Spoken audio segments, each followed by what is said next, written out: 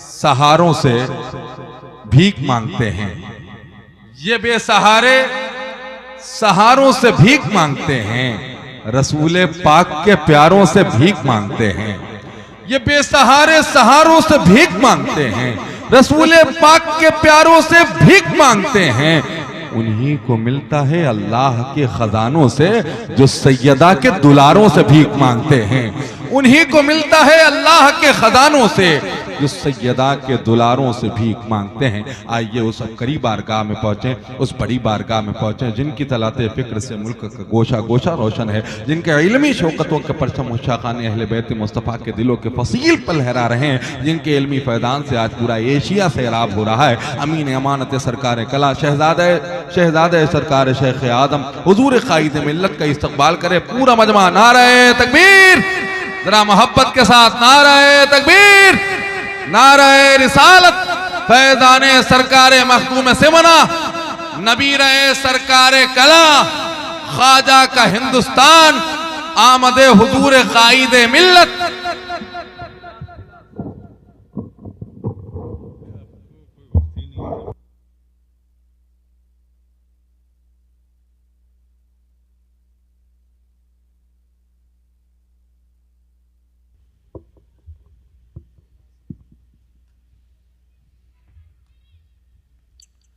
नअबुदुहु व नसल्ली अला रसूलिल करीम अम्मा बाद फ़अऊज़ु बिल्लाहि मिनश शैतानिर रजीम बिस्मिल्लाहिर रहमानिर रहीम या अय्युहल्लज़ीना आमनू आमिनू सदक़ल्लाहु मौलानाल अज़ीम व सदक़ रसूलुहुन नबियुल करीम व नहनु अला ज़ालिका लमिनश शाहिदीन व शाकिरीन वल्हम्दुलिल्लाहि रब्बिल आलमीन।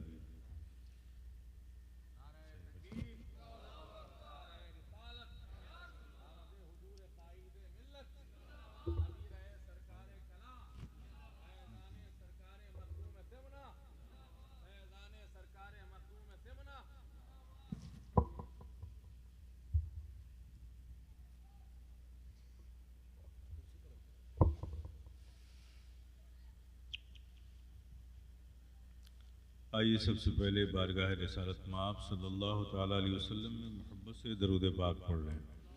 अल्लाहुम्मा सल्लि अला सय्यिदिना मौलाना मुहम्मद व अला आलि सय्यिदिना मौलाना मुहम्मद कमा तुहिब्बु व तर्दा बिअन तुसल्ली अलैहि सलातुन व सलामुन अलैका या रसूलल्लाह। एक बार और मोहब्बत से दरूद पाक पढ़ लें। अल्लाहुम्मा सल्लि अला सय्यिदिना मौलाना मुहम्मद व अला आलि सय्यिदिना मौलाना मुहम्मद कमा तुहिब्बु व तर्दा बिअन तुसल्ली अलैहि सलातुन व सलामुन अलैका या रसूलल्लाह। एक बार और मोहब्बत से नबी और आले नबी पर दरूद पाक पढ़ लें। सल्लल्लाहु अला नबी व आलिहि सल्लल्लाहु अलैहि वसल्लम सलातुन व सलामुन अलैका या रसूलल्लाह, सलातुन व सलामुन अलैका या हबीबल्लाह, सलातुन व सलामुन अलैका या नबी अल्लाह।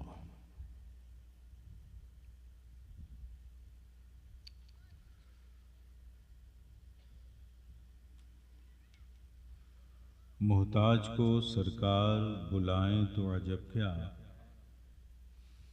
मोहताज को सरकार बुलाएं तो अजब क्या, सोई हुई तकदीर जगाएं तो अजब क्या, सोई हुई तकदीर जगाएं तो अजब क्या। कुछ हुस्न अमल पास नहीं फिर भी यकीन है, कुछ हुस्न अमल पास नहीं फिर भी यकीन है, बख्शिश का वो मुज़्दा जो सुनाएं तो अजब क्या, बख्शिश का वो मुज़्दा जो सुनाएं तो अजब क्या। जब गर्मी महशर से कोई बच न सकेगा, जब गर्मी महशर से कोई बच न सकेगा, दामन में अगर अपने छुपाएं तो अजब क्या, दामन में अगर अपने छुपाएं तो अजब क्या। हासिल जिन्हें आका की गुलामी का शरफ है, हासिल जिन्हें आका की गुलामी का शरफ है, ठोकर से वो मुर्दों को जिलाएं तो अजब क्या, ठोकर से वो मुर्दों को जिलाएं तो अजब क्या।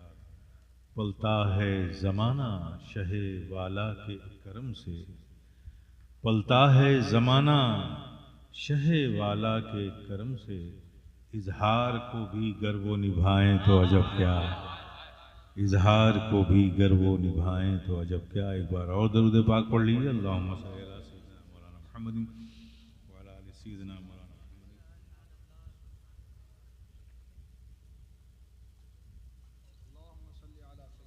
سيدنا مولانا محمد وعلى آل سيدنا مولانا محمد كما تحب وترضى بأن تصلي عليه صلاة وسلام عليك يا رسول اللہ. بالکل اذان کا وقت قریب ہے. اب یہ صرف صلاۃ والسلام اور دعا کا وقت بچا ہے. بہرحال حضور شیخ اعظم کی یاد میں اس محفل کا انعقاد کیا گیا اور اس محفل میں نعت پاک کے ذریعے اور خطاب کے ذریعے ذکر خیر کیا گیا.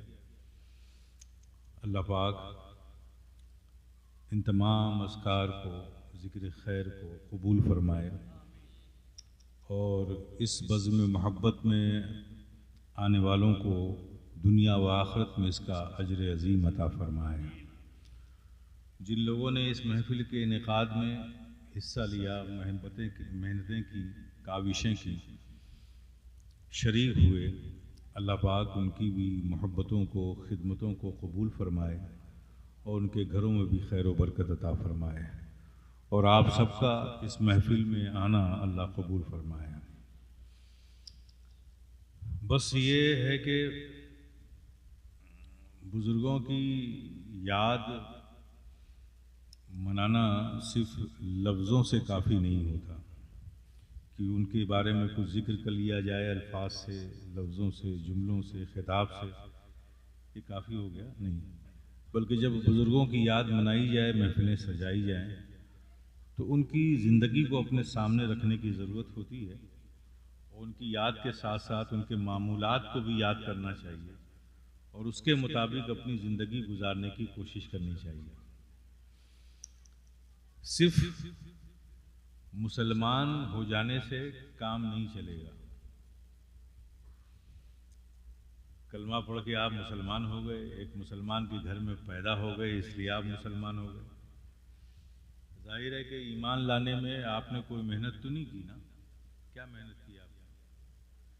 اس میں آپ کی کوئی جدوجہد نہیں ہے، کوئی کاوش نہیں ہے. یہ تو اللہ کا فضل ہے کہ آپ کو ایک مسلمان کے گھر میں پیدا کر دیا، آپ مسلمان ہو گئے.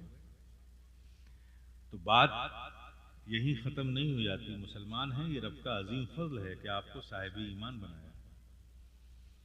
اس کے ساتھ ضروری ہوتا ہے کہ جب رب نے اتنا فضل فرمایا، آپ کی جانوں پر رحم فرمایا کہ اس نے آپ کو ایمان کی دولت عطا کی، مسلمان بنایا، تو پھر آپ کو اس ایمان کے تقاضوں کو پورا کر کے مومن بننا ضروری ہے.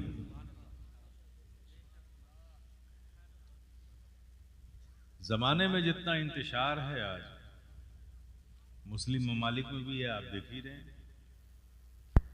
تو جہاں مسلمان ہو، جہاں اسلام ہو، وہاں انتشار ہوگا، وہاں فساد ہوگا. وہاں تو صرف سلامتی ہونی چاہیے تھی. یہ فساد کیوں ہے؟ ہمارے آپ کے درمیان فساد کیوں ہے؟ ایک بھائی کو بھائی پر اعتماد نہیں، پڑوسی کو پڑوسی پر اعتماد نہیں، ایک مسلمان پر اعتماد نہیں کر رہا. آخر یہ معاملہ ہمارے درمیان ہے کیوں؟ اس لیے کہ ہم صرف مسلمان ہو کے مسلمان تک رہ گئے، مومن نہیں بنے. اگر مسلمان کے ساتھ ہم مومن بھی بنتے، ایمان کے تقاضوں کو پورا کرتے، تو پھر کسی بھائی سے کوئی اختلاف نہ ہوتا. جہاں اسلام مسلمان ہوتا وہاں انتشار نہ ہوتا، وہاں فتنہ نہ ہوتا، وہاں شر نہ ہوتا. چونکہ اسلام تو سلامتی کی راہ کا نام اسلام ہے. مسلمان سلامتی کی دعوت دینے والے مبلغ کا نام مسلمان ہے. پھر آخر آج ہمارے درمیان یہ اختلاف بنیادی طور پہ اسی لیے ہے کہ ہم مسلمان تو ہو گئے، لیکن ایمان جو چاہتا تھا ہم سے، جو رب کے فضل سے یہ گراں قدر قیمتی چیز ہمیں ملی، ایمان رب کے فضل سے، تقاضوں کو پورا نہیں کیا، اس کی ریکوائرمنٹ کو فلفل نہیں کیا. بس ہمارا اسلام ہمارے درمیان ایسے ہی بن کے رہ گیا کہ باپ ابوالکلام بیٹا عبدالسلام، یہی ہے اسلام. نہ اس کے آگے کچھ، نہ اس کے پیچھے کچھ. تو میرے پیارے، ہر دور میں اس کی بڑی شدید ضرورت تھی، اور جس دور میں بھی مسلمانوں نے ایمان کے تقاضوں کو پورا کیا، تاریخ گواہ ہے میرے پیارے. سنگلاخ وادیوں میں بھی انہوں نے قدم رکھا ہے نا، تو ان کے قدموں میں اللہ نے وہ برکت عطا فرمائی ہے کہ وہاں شادابیاں پیدا ہو گئی. اگر راہ خدا میں اللہ کی رضا کے مسافر نکلے ہیں اور سامنے کوئی پہاڑ آ گیا ہے، انہوں نے پہاڑوں سے مخاطب ہو کے کہا کہ اے پہاڑ مجھے راستہ دے دے، میں رضائے الہی کے لیے راہ مولا میں نکلا ہوں، تو تاریخ گواہ ہے کہ پہاڑوں میں شگاف پیدا ہو گیا، ان کے راستے مل گئے۔ اس لیے کہ وہ لوگ تھے جو مسلمان تھے اور ایمان کے تقاضوں کو بھی سمجھتے تھے، اس پر عمل پیرا بھی ہوتے تھے۔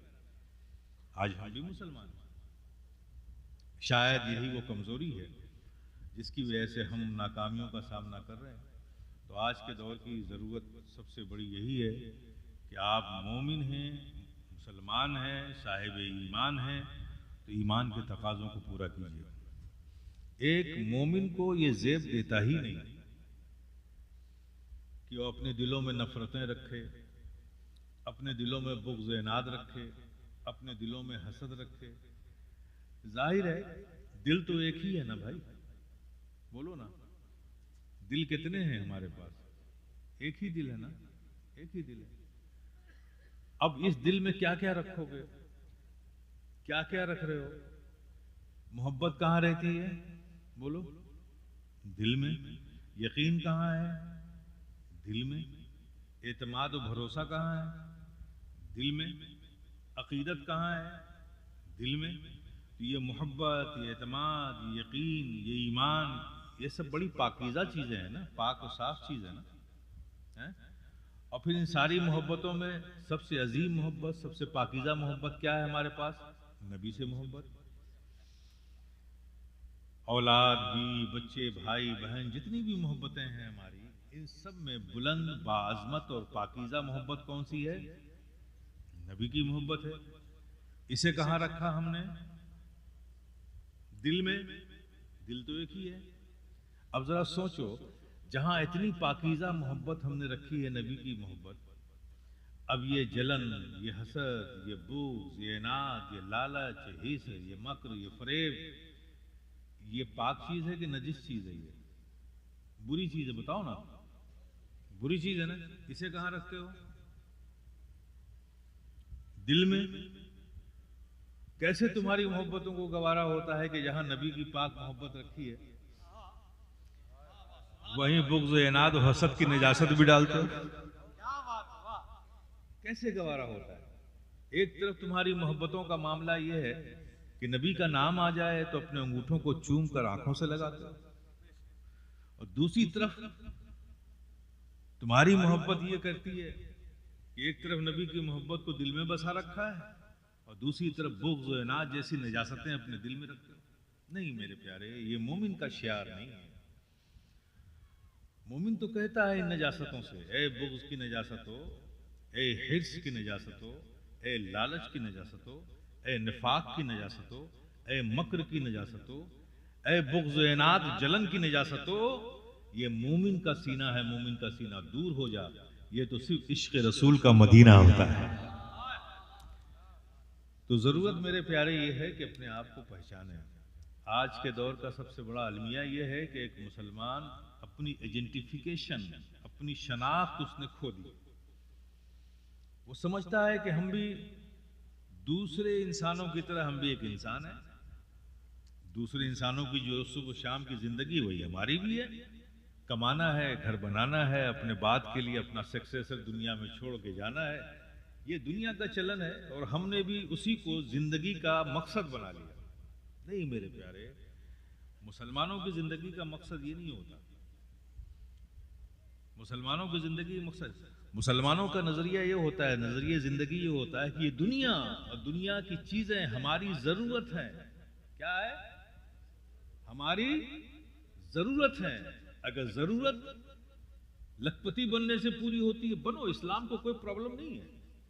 ملینر بننے سے، بلینر بننے سے، ٹریلینر بننے سے، ملٹی ٹریلینر بننے سے اگر تمہاری ضرورت پوری ہوتی ہے، پوری کرو، اسلام کو کوئی پرابلم نہیں ہے۔ لیکن دنیا صرف ضرورت ہے، دنیا اور دنیا کی چیزیں صرف زندگی کی ضرورت ہیں، اسے اپنی زندگی کا مقصد مت بناؤ۔ یہ دوسرے انسانوں کی سوچ میں، ایک مسلمان کی سوچ میں یہ سب سے نمایاں فرق ہے۔ ہر انسان دنیا کی چیزوں کو، دنیا کی چیزوں کے حصول کو اور دنیا کی زندگی کو اپنی زندگی کا مقصد مانتا ہے۔ لیکن ایک مسلمان دنیا اور دنیا کی چیزوں کو، دنیا کے حصول کو اپنی زندگی کا مقصد نہیں مانتا. وہ کہتا ہے کہ دنیا ہماری زندگی کی ضرورت ہے، زندگی کا مقصد نہیں. مقصد رضا الہی ہے، اللہ کی رضا ہے. اللہ کو راضی کرنا ہماری زندگی کا مقصد ہے. یہی ہم نے فرق پیدا کر لیا. ہم نے بھی دوسروں کی طرح دنیا کو اپنی زندگی کا مقصد مان لیا، اس لیے ہم اپنی راہوں سے ہٹ گئے. کمی آج بھی کچھ نہیں ہے میرے پیارے، کمی کچھ نہیں ہے. وہ بے نیاز مالک ہم گنہگار عاجز بندوں سے کہتا ہے، کس چیز نے تمہیں روکا ہے اپنے کریم رب کی طرف آنے سے؟ اللہ اکبر. رب العالمین کتنا کریم ہے ہمارا رب، کتنا رحیم ہے ہمارا رب. اس کا فضل کس قدر ہے ہم پر. آپ ذرا غور کرو میرے پہ. کچھ نہیں بدلا ہے آج بھی. جو کچھ بدلا ہے ہم نے اپنے آپ کو بدلا ہے، اس جانب سے کچھ نہیں بدلا ہے. آج بھی رب کے فضل میں کچھ کمی نہیں ہے، آقا کی شفقتوں میں کچھ کمی نہیں ہے، قرآن کی تلاوتوں کی برکتوں میں کچھ کمی نہیں ہے، نماز کے فیضان میں کچھ کمی نہیں ہے، عبادتوں کے اجر میں کچھ کمی نہیں ہے، ادھر سے کچھ کمی نہیں ہے. کمی ہم نے اپنے اندر پیدا کر دی. کمی ہے تو بتاؤ. میں ایک بات آپ کو سامنے رکھتا ہوں، ذرا بتاؤ کیا کمی ہے. آج کا زمانہ اور وہ زمانہ جو ہمارے آقا کا زمانہ تھا، ظاہر ہے کہ اس زمانے سے زیادہ عظیم زمانہ کوئی ہو ہی نہیں سکتا. جو نبی کا زمانہ تھا اس سے زیادہ باعظمت کوئی زمانہ ہو سکتا ہے؟ نبی کے زمانے سے زیادہ باعظمت کوئی زمانہ ہو سکتا ہے؟ نہ پہلے تھا نہ بعد میں ہو سکتا ہے. تو نبی کا زمانہ عظیم. اب اس نبی کے زمانے میں جو صحابہ کرام تھے، ان سے زیادہ بعد نبی کون عظیم ہو سکتا ہے؟ وہ عظیم، صحابہ بھی عظیم.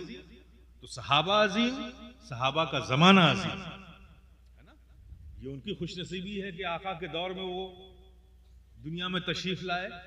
انہوں نے ایمان کی حالت میں نبی کو دیکھا، نبی کی صحبتیں ملی، نبی کا زمانہ ملا. صحابہ سے زیادہ باعظمت کوئی ہو سکتا ہے؟ نہیں ہو سکتا. تو کتنے عظیم ہیں یہ صحابہ کہ انہوں نے عظیم زمانہ پایا، سب سے زیادہ باعظمت زمانہ پایا، نبی کو پایا. لیکن میرے پیارے، یقیناً رب کا ان پر عظیم فضل ہے کہ رب نے اپنے محبوب کا زمانہ انہیں عطا کیا.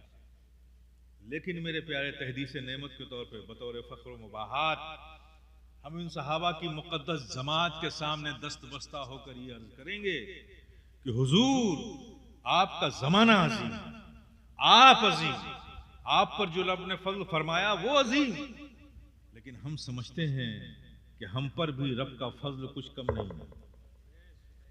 آپ پر یقیناً رب کا فضل بہت ہے، لیکن ہم سمجھتے ہیں کہ ہم پر بھی رب کا فضل کچھ کم نہیں ہے. اس لیے کہ آپ نے نبی کو دیکھا، ایمان ملا.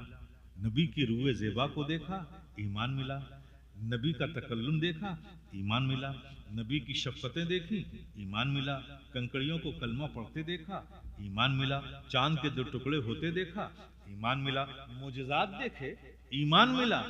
آپ نے نبی کو دیکھا، ایمان ملا. اور ہم سمجھتے ہیں کہ ہم پر بھی رب کا فضل کچھ کم اس لیے نہیں ہے کہ ہم نے کچھ نہیں دیکھا پھر بھی ایمان ملا.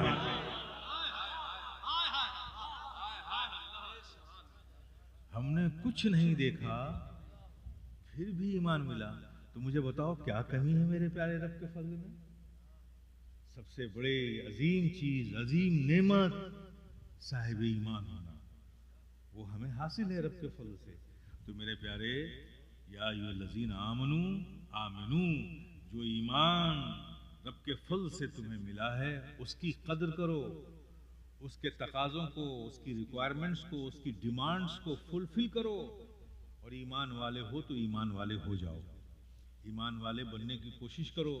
اور ایمان والے بننے کے لیے ضروری ہے کہ جو اسلام نے تمہیں نظام حیات دیا ہے، جو دین نے تمہیں اصول حیات عطا کیا ہے، اس کو فالو کرنے کی کوشش کرو. اور اپنے دلوں سے بغض اور عناد کو نکالو نکالو. تمہارا کمال کسی سے رنجش رکھنے میں نہیں ہے. تمہارا کمال یہ ہے کہ دوسروں کو بھی، تم سے حسد رکھنے والوں کو بھی تم محبت کی دعوت دو. پہلوان وہ نہیں ہوتا، طاقتور وہ نہیں ہے، وہ کمزور شخص ہے جو کسی سے بدلہ لے. بدلہ لینا یہ کمزوری کی علامت ہے. غصے میں آ جانا یہ کمزوری کی علامت ہے. دماغی طور پہ جو کمزور انسان ہوتا ہے اسے غصہ زیادہ جلدی آتا ہے. تو بدلہ لینا، لوگ کہتے ہیں ٹھیک ہے کہ جب تک بدلہ نہیں لے لوں گا سکون نہیں ملے گا، یہ کہتے ہیں، دعویٰ کرتے ہیں. حالانکہ مجھے روئے زمین پہ آج تک کوئی شخص ایسا نہیں ملا جس کو بدلہ لینے کے بعد سکون مل گیا ہو. بدلہ لینے کے بعد وہ اور بے چین نظر آتا ہے، اس لیے کہ بدلہ لینے میں سکون ہے ہی نہیں تو تمہیں ملے گا کہاں سے؟ بدلہ لینے میں سکون نہیں ہوتا. اور یہ کوئی بہادری بھی نہیں کہ بدلہ لیں گے. بہادری یہ ہے کہ بدلہ لے سکتے ہو لیکن کسی کو معاف کر دو. معاف کرنا یہ طاقتور ہونے کی علامت ہے، یہ بہادری کی علامت ہے، یہ کمال کی علامت ہے. بدلہ تو سب لیتے ہیں لیکن معاف کر دینے میں کمال ہے، اور معاف کر دینے میں ہی سکون ہے. چونکہ معاف کر دینا کسی بندے کا بندے کو، یہ رب کی رضا کا راستہ ہے. اور جس میں رب کی رضا ہو سکون اسی میں ہو سکتا ہے، اور جس سے رب راضی نہ ہوتا ہو اس میں سکون مل ہی نہیں سکتا. تو میرے پیارے، ایسے راستوں کو اپناؤ جس میں ہمارا، تمہارا، ہم سب کا رب راضی ہوتا. یہ دنیا چند دنوں کی ہے، گزر جائے گی. پھر جس زندگی کو تمہیں گزارنا ہے، موت کے بعد جو زندگی آنے والی ہے اس کا تو کوئی حساب ہی نہیں کب تک رہو گے. تو اسی دنیا میں اس دنیا کی فکر ہمیں کرنی چاہیے اور اپنے آپ کو ایک اچھا انسان بنانے کی کوشش کرنی چاہیے، اور بزرگوں کے معمولات کو اپنی زندگی کے سامنے رکھنا چاہیے. جب بھی کوئی مسئلہ دین کے کام میں درپیش آئے کہ بھائی اس کو کرنا تو بڑا مشکل ہے، یہ کام دین کا یہ تو بہت بڑا مشکل ہے، بھائی رات میں اٹھ کے تہجد کیسے پڑھیں، فجر کے بعد تھوڑا دیر اور جاگ کر پھر اشراق و چاشت کیسے پڑھیں، یہ سب تو بڑا مشکل کام ہے جاگنا. تو میرے پیارے، جب تم کو کوئی بھی کام مشکل لگے، دین کا کوئی کام، تو اپنے کسی بزرگ کی زندگی کو اٹھا کے دیکھو.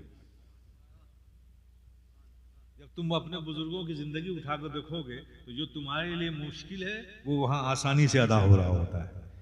تو اس طرح سے اپنے بزرگوں کی زندگی کو رکھو اور ان کی زندگی سے اپنی زندگی کے لیے نمونے عمل بناؤ. انشاءاللہ مولا تعالیٰ تم یہاں بھی کامیاب رہو گے، وہاں بھی کامیاب رہو گے. اللہ پاک آج کی اس محفل کو قبول فرمائے اور اس کی برکتیں، نعمتیں ہم سب کو دنیا و آخرت میں عطا فرمائے. وآخر